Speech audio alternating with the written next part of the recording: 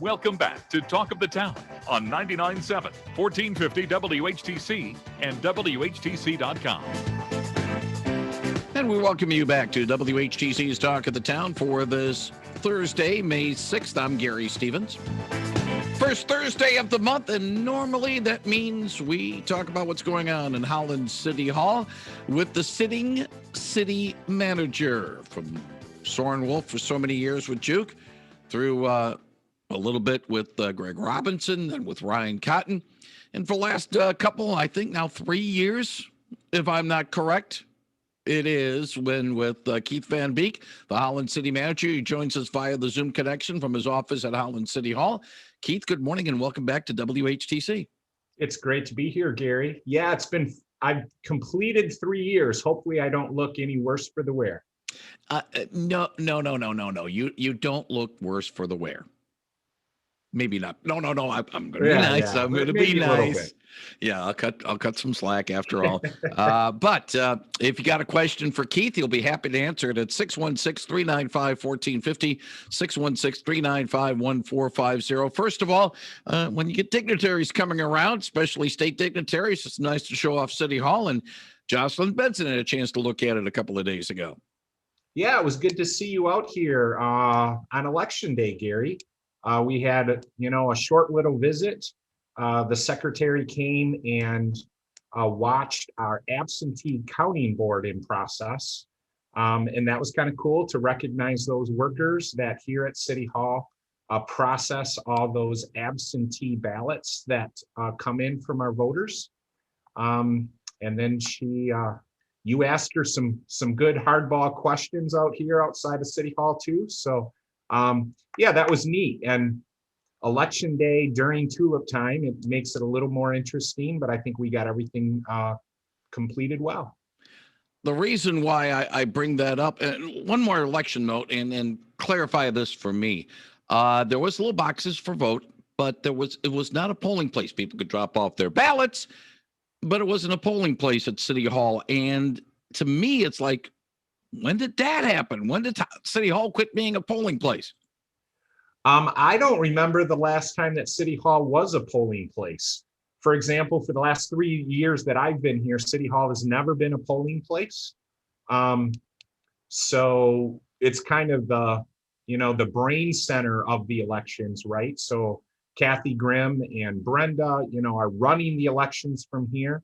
And the absentee counting board happens here, but it's not a direct place where voters come as a polling place. Okay, I just was was like a little curious. Like I was looking inside the council chambers because we had to find a place to wait, and then where are the workers? Where are the voters? They're not here. And It's like it's a little bit different, a little bit unusual. Maybe I'm old fashioned. You go to City Hall to go vote. Yep. And I was a clerk once upon a time, way back in the late 90s, Gary. And same thing in City of Kentwood. City Hall was not a voting place. A lot of your smaller cities, villages, and townships that maybe only have one polling place for all of their residents, a lot of times then City Township Hall is the voting location. But in your larger municipalities, I think it's pretty common that City Hall is not a polling place. Well, at least that answers some curious questions. Now, if you have a curious question out there, and it's probably a lot better than anything I can dig up, give us a call, 616-395-1450, 616-395-1450. Normally, when we chat with Keith Van Beek, the Holland City Council meets the day before, except in the month of May, because the first Wednesday of the month, normally, City Council members are more interested in sweeping streets in Dutch costumes than actually meeting. Nothing against that, but it's tradition for the Volks Parade. But next Wednesday, it will be indeed one of the red letter days for the City Council, the meet to have a public hearing and to vote on the budget for fiscal 2022, and it's going to be a big one. Yeah, absolutely. May is that interesting month where we have back-to-back regular meetings. This year it will be the 12th and the 19th. Both of those meetings are available to the public either in person or live online or recorded later. Starts at 6:30 next week. And yeah, Gary, you're right.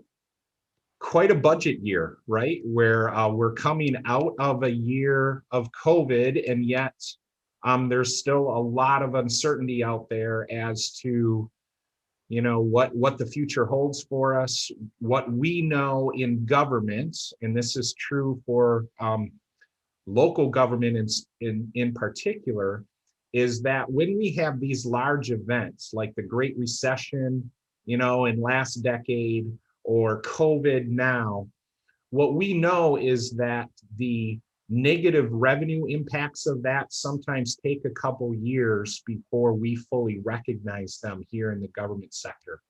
So the budget that I've recommended to council really is very kind of conservative and cautious, if you would, recognizing that we're not sure that we've seen the bottom yet as far as revenues.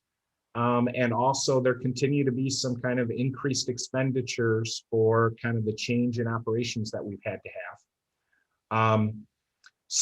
But yet we have reason for hope moving forward. We've got a lot of really good signs, continuing of development interest. So we kind of have a baseline budget. In fact, I've recommended using a little bit over $200,000 in what's called the Budget Stabilization Fund to actually balance the budget that we're proposing for fiscal year 22 that starts July 1 of this year. 616-395-1450. Let's get to the phones. We have somebody on the line. Let's go and have a little chat. Good morning. You're on the line with City Manager Keith Van Beek. Oh, good morning, Stevens. Good morning. You've done a wonderful job for people in Holland here. I got a question about the recreation program. Years ago, Holland was known as Tennis City USA. I think you should build some tennis courts at Holland Park, at the Window in the Waterfront, and at Smallenberg Park.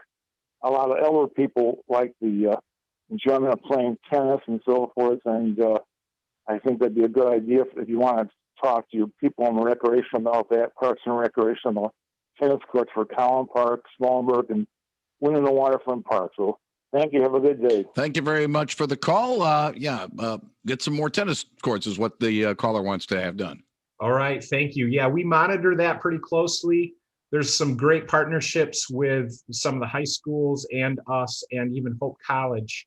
For the most part, what we're finding right now as far as actual use, I know people like more amenities. What we see are the courts that are most busy right now are the pickleball courts. The tennis courts, quite often, I don't see very often that the tennis courts that you can't find one in town to play if you want to. It's the pickleball courts are the interesting ones right now, but we'll take that into account for the caller, and thanks for the kind words.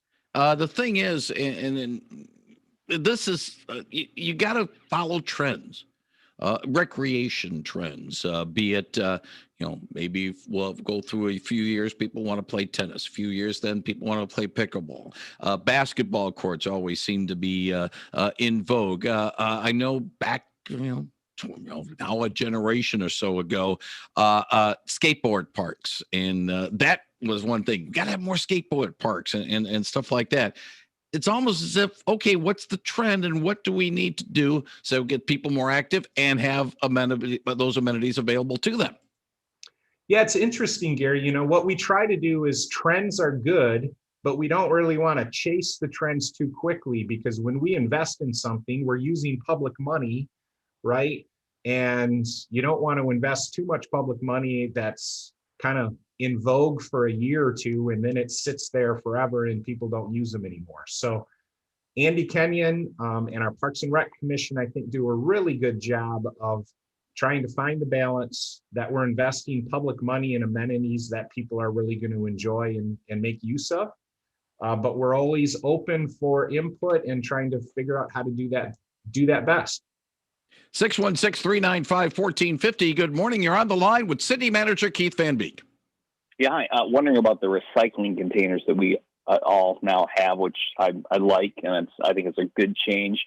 is there going to be an option for people to get a smaller container if they don't need that much? If they already generate not even enough trash to fit into a small container, do they really need to have the largest size container for recycling? So is there a way to do that? Plus, I see on the list of things that you can recycle that only plastic bottles are recyclable. Are other items like, say, a plastic tray that you would have fruit would come in from a grocery store that's marked recycling? Is that something that you can recycle? From what it says on the big magnet we all got, it's not. So just a couple questions. And I encourage people to store their trash cans inside their garage too. Anyway, anything else? All right. Thank you very much for the call, Keith. Yeah, those were some common questions and comments that we're getting back. So let me separate those out into two things. One, the size of the container and why did we make the decision that we did? There was a task force, the materials subcommittee that did this. And really, two primary reasons of why did we deliver the size containers that we did. One, because that task force talked to communities around the state and the nation. And really, it was pretty strongly recommended that the thing to do is to go with the larger container, in part because remember that container, we're not picking it up every week, we're picking it up every other week. And from the experience of other communities, the recommendation was to at least initially go with the one size large container. The second thing is a really practical financial concern that we think was in the best interest of residents also. We got significant grant dollars, and those grant dollars were attached to buying this size container. So basically, we were able to offset any of those costs to the program and thus to the residents by having this larger container. So the materials task force has said, let's have it in place for a while. Kind of the recommendations that they've heard from other communities is change is always hard for everybody, including for me, Gary. I have one of these containers, in my garage right now too. And they said, give it a try. People are going to figure out how to make it work in their individual circumstances, and then they'll circle back and make any future determinations about tweaks to the program at that point. 616-395-1450. Go ahead, Keith. And the other thing is the gentleman asked about plastic. What happens is kind of at the national level, what can and can't be recycled, quite frankly, changes quite quickly. And it's not a local decision that we make as to what can and can't be recycled. It's what we can pass on into the recycling stream, kind of downstream from us. So quite frankly, people need to either on the barcode or on the Recycle Holland website, you kind of need to keep yourself educated as to what can be recycled or not. And if you go to that website, that's going to give you the best information as to what can be recycled or not. We didn't want to get too much right on the cart because the information changes. And then those stickers, after a year or so, they might have bad information on them. 616-395-1450. Let me follow up on one thing, and then because I don't live in the city, I'm just an outside observer in that regard. This is only for people who have their own residences. Say, for example, somebody lives in an apartment complex. Do they get in a container or not? Apartment complexes, no. Condo units, yes. Okay. So in other words, if I was living in an apartment unit in Holland, I wouldn't have to worry about it. But if I have my condo, yeah, I do. Correct. Let's get to the phones. Good morning. You're on the line with City Manager Keith Van Beek. Yeah, Keith, I've got a question about the, I guess it's Republic now. Can they be told to put the garbage cans when they empty them, to put them back on the curb instead of out in the street? And I wish the people that put their garbage out would put them inside the curb area, not out into the street, because they become targets then. and you got to dodge around them as you're going down the road, and they don't bring them in right away. So all day it sits out there in the middle of the road to have people have to turn around them. Something done to tell Republic to when they empty them to push them back beyond the curb. We'll listen for the response off the air. Thank you very much for the call. Go ahead, Keith. Yeah, I think really there's a couple things going on here. The bottom line is that Republic, the way these systems work now and why they can keep the costs down really for everyone too, is that you don't have like back in the old days, right? Where someone jumps up, rides on the back of the trucks, makes a stop every time and helps or physically empties it into the truck.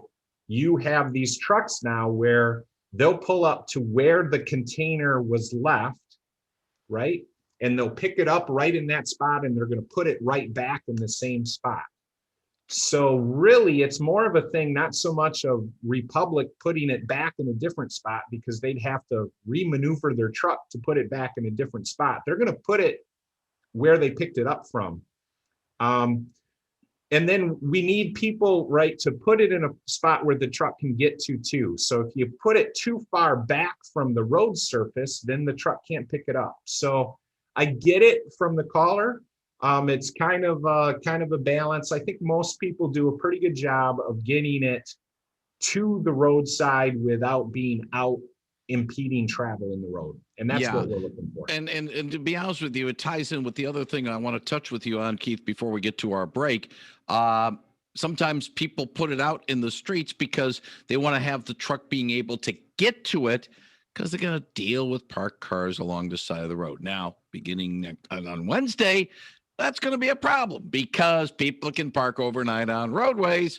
And so, it ties into the problem of, make sure that the truck has a way to get in and not have to worry about, well, they didn't pick up my thing because somebody parked in front of my house and I didn't want them to. The joys of being a city manager, Gary, like, there's a lot of different factors that come in that sometimes things break down, but we're pretty blessed in this city. We have great residents. We have pretty good services, we believe, and we're not perfect, but most of the time, the trains, what's the saying? The trains run on time and the trash gets picked up. Yeah. Let's not talk about trains because we can talk about train crossing, and that's let's not go there either. That was a bad setup by the city manager. That's a whole another can of worms. Wednesday's going to be an interesting day. In the nighttime, people can park overnight. At around 8-9 o'clock in the morning, the farmers market opens. And of course, right in the middle of all that is the Holland City Council meeting, the 15th. Beware of the, dumb me. Okay, I'm going to have a dumb during the break because the parking is actually a week from Saturday and not Wednesday. So, I was trying to put everything together into one silly thing, but indeed, a week from Saturday, overnight parking once again resumes for a 5-month stay in Holland. Hey, I'm going to protect you there, Gary. After tulip time in Holland, we all understand some things change. Farmers market gets started. The overnight parking, yes, that does change on the 15th. Is when most public streets, and there are restrictions in different downtown areas, which are signed specifically, and you can get that information on our website, but most public streets revert back to that you can park overnight on those public streets. And again, for the longtime listeners and Holland residents, you'll know that historically wasn't allowed. But here several years ago, it was before I came, but that was allowed during that period of time. It's May 15 to October 15. And really, we're looking for several things why we only limited it to that time. Because people really like it in the fall when we come and pick up leaves. People really like it in the spring when we come and pick up spring debris. They like it when we plow their streets during the winter. And of course, tulip time like there's just, I think, some wisdom of not parking overnight with guests and visitors and everything. So that's kind of the gap that we have right now. So again, most public streets starting again on May 15, you can park overnight. You do need to, though, move that car like every 48 hours. So we don't get situations where like an inoperable car or something is just parked out on the street all the time. So that's the new rule that starts next week. And we're looking forward to it, Gary. It sounds, again, the reason why that was passed before your time was that people were parking their vehicles on lawns and backyards and stuff like that, and they were saying, "Hey, we need the extra space." So it's a double-edged sword.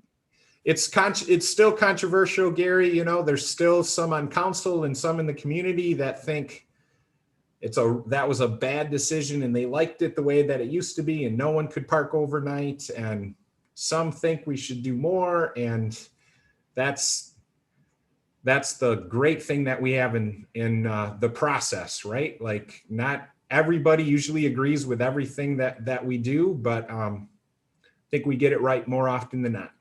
One final thing, something that's coming up, and I believe, if my guess is right, is Monday night, the last public meeting for the 10th Street reconstruction plan. That's going to be a major project this year. Yeah, absolutely. We have several, and that's kind of the other thing that happens after tulip time is that a lot of our construction projects get going. So 10th Street this year is getting started, and there's kind of a local neighborhood public meeting about that. Next Monday night, we have College Avenue being reconstructed this year, 14th to 24th. Up in the Heights, Country Club is getting reconstructed this year. The Paw Paw Bridge up in the Heights is getting rehabilitated. And then we have just about 6 miles of other local streets that are just getting resurfaced in neighborhoods this year too. So nobody likes construction, but I've been convinced over the years people dislike potholes and streets that aren't taken well care of. That's really bad. So sometimes we just, put up with a year of construction and then we're happy that we've got good, safe, clean roads. He is Holland City Manager Keith Van Beek. He joins us first Thursday of every month to talk a little bit about what's going on in Holland. Keith, as always, thank you very much for your time and being gracious to answer some of our questions. Wish you and everybody at City Hall well over the next month. And if all goes well, we'll do this again in early June. I look forward to it, Gary. Thank you. Thank you very much, Keith Van Beek on 99.7 and 1450 WHTC.